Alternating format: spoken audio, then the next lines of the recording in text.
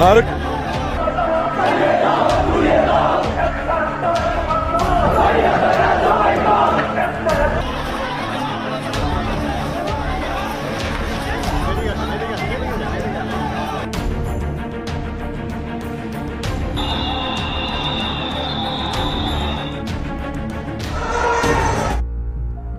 बांग्लादेश में चल रही हिंसा काफी निंदनीय है।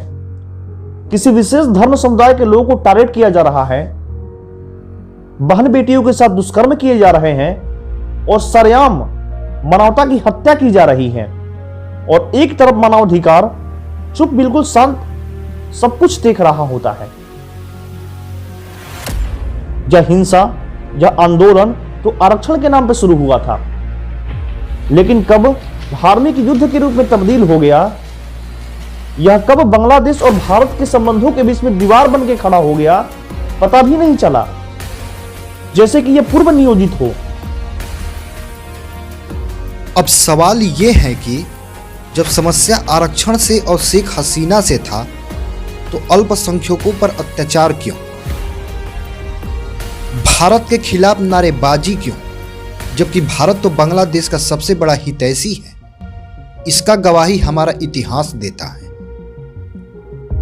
दरअसल बांग्लादेश के आरक्षण प्रणाली के तहत 56% सरकारी नौकरियां आरक्षित हैं। इसमें 30% आरक्षण साल 1971 के मुक्ति संग्राम के स्वतंत्रता सेनानियों के वंशजों के लिए रिजर्व है। वहीं 10% आरक्षण पिछड़े प्रशासनिक जिलों के लिए और 10% महिलाओं के लिए आरक्षण रिजर्व है। इसके अलावा 5% आरक्षण जातीय अल्पसंख्यक समूहों के लिए और 1% दिव्यांग लोगों के लिए रिजर्व है। विवाद उस 30% आरक्षण को लेकर है जो स्वतंत्रता सेनानियों के वंशजों को दिए जा रहे हैं। मीडिया रिपोर्टर के मुताबिक छात्रों का कहना है कि सरकार उन लोगों को आरक्षण देने के पक्ष में है जो शेख हसीना की सरकार का समर्थन करते हैं। यह आंदोलन इतना बढ़ा कि शेख हसीना को बांग्लादेश छोड़कर भारत में शरण लेना पड़ा। 2 जून 1947 को भारत के अंतिम viceroy admiral lord Louis Mountbatten ने यह घोषणा किया कि ब्रिटेन ने यह स्वीकार कर लिया है कि भारत को मुख्य रूप से हिंदू भारत और मुस्लिम पाकिस्तान में विभाजित कर देना चाहिए। 14 अगस्त 1947 को भारत को धर्म के आधार पर विभाजित किया गया। यह विभाजन हिंदू मुस्लिम जनसंख्या के आधार पर हुई थी। हिंदू बहुल्य क्षेत्र भारत को मिले, जबकि पाकिस्तान को मुस्लिम बहुल्य क्षेत्र दिए गए, जिसमें पंजाब का विभाजन करके पूर्वी पाकिस्तान और बांग्लादेश का विभाजन करके पश्चिमी पाकिस्तान का उदय हुआ, जिसमें लगभग 2,60,000 सैनिक, जिसमें मुख्यतः हिंदू और सिख थे, भारत रह गए और 1,40,000 सैनिक, जिनमें मुख्यतः मुसलमान थे, पाकिस्तान चले गए। नेपाल में भर्ती की गई गोरखा ब्रिगेड को भारत और ब्रिटेन के बीच विभाजित कर दिया। मुख्यतः मुसलमान थे, पाकिस्तान गए। नेपाल में भर्ती की गई गोरखा ब्रिगेड को भारत और ब्रिटेन के बीच विभाजित कर दिया गया। पश्चिमी पाकिस्तान यानी मौजूद पाकिस्तान और पूर्वी पाकिस्तान यानी मौजूदा बांग्लादेश के मध्य 1000 मील की दूरी थी। दोनों क्षेत्रों के बीच संस्कृति, भाषा और पहचान में बहुत ज्यादा अंतर था। हालांकि पश्चिम पाकिस्तान के पास राजनीतिक और आर्थिक शक्ति काफी ज्यादा थी। भीषण चक्रवात भोला का कहर 1970। साल 1970 में भोला चक्रवात ने पूर्वी पाकिस्तान को तबाह कर दिया, जिसमें एक ब्रिटिश रिपोर्टर के अनुसार लगभग 3 से 5 लाख लोग मारे गए। पश्चिमी पाकिस्तान में बैठी सरकार ने इस आपदा को नियोजित करने पर ठीक से ध्यान नहीं दिया और बंगालियों को भारी संकट से होकर गुजरना पड़ा। तीसरी सबसे बड़ी कारण 1970 के चुनाव परिणामों को स्वीकार नहीं किया गया। इस चुनाव में बंगाली भाषी पूर्वी पाकिस्तान के नेता शेख मुजीबुर रहमान, जो कि शेख हसीना के पिता थे, उनके नेतृत्व वाली सरकार उनके नेतृत्व वाली अवामी लीग जाती थी। पूर्वी पाकिस्तान के नेता और सत्ता के न स्वीकार होने पर विरोध प्रदर्शन बढ़ गया।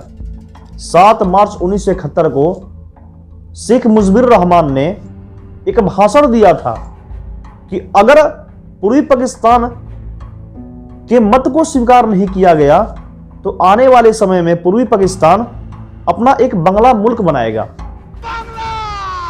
बंगाली भाषा आंदोलन 1950 का दशक। साल 1948 में जब उर्दू को पश्चिमी और पूर्वी पाकिस्तान दोनों की राज्य भाषा बनाई गई तो यह तय हो गया कि सभी सरकारी काम उर्दू में किए जाएंगे।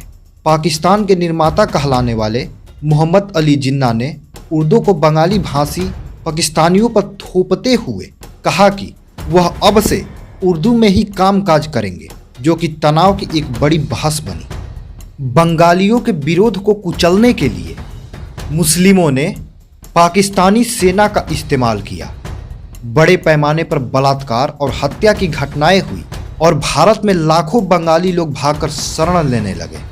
तत्कालीन भारतीय प्रधानमंत्री इंदिरा गांधी ने सेना को युद्ध की तैयारी के आदेश दिए और इसी बीच बंगाली मुक्ति वाहिनी लड़ाकों को पाकिस्तान से युद्ध की ट्रेनिंग दी।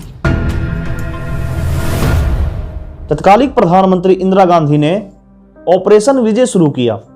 ऑपरेशन विजय भारतीय सशस्त्र सैन्य हस्तक्षेप का कोड नाम था, जिसका मुख्य उद्देश्य स्वतंत्र बांग्लादेश की स्थापना में मदद करना और बंगाली समुदाय को पश्चिमी पाकिस्तान के सेना द्वारा किए गए अपराध से बचाना था। युद्ध के दौरान कई सैन्य मुठभेड़ हुई, जिसमें भारत ने पश्चिमी पाकिस्तान के सेना का सफलतापूर्वक विरोध किया।